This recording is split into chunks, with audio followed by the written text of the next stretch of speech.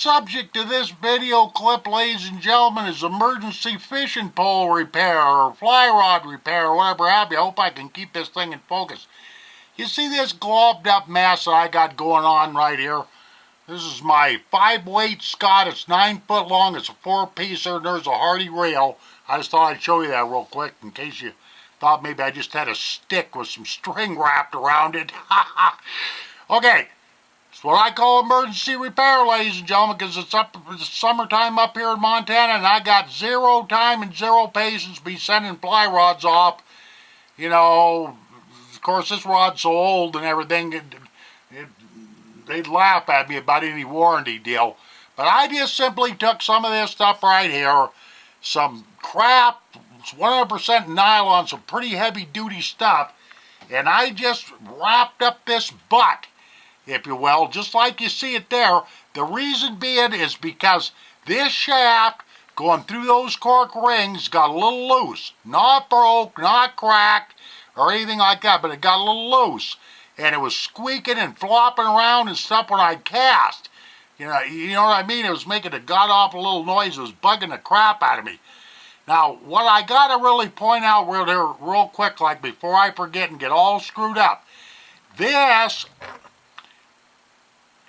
Okay, in order to keep this bound together, what I put over the top of this, ladies and gentlemen, flat out, plain and simple, is just head cement. And for you traveling fly fishermen, for you fly fishermen that's got, you know, those mobile kits and everything, most of you guys got everything you need to make emergency repairs, especially along the shaft, if you will, of that fly rod. And so, because basically that lacquer, what it does is it gets in there, it permeates in there, it doesn't do any damage, if you will. After all, we put our flies together with it. It works really, really well. You know, I'm trying to keep this in focus, but what you want to stay away from, ladies and gentlemen, I couldn't reiterate this enough, and that's stuff like this.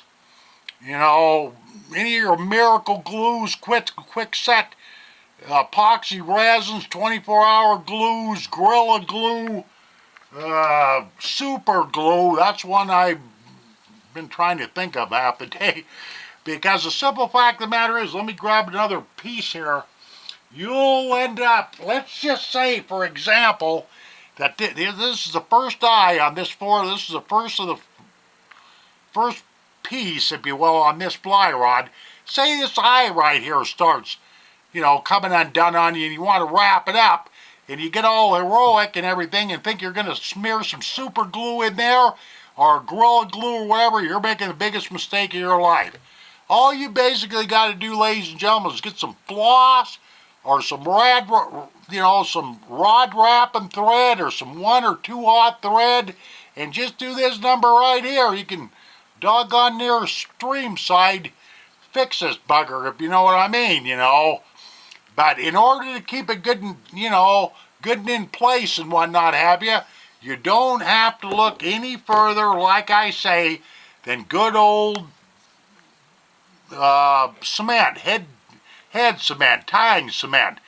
Because you just simply don't want to get into them other kinds of glues.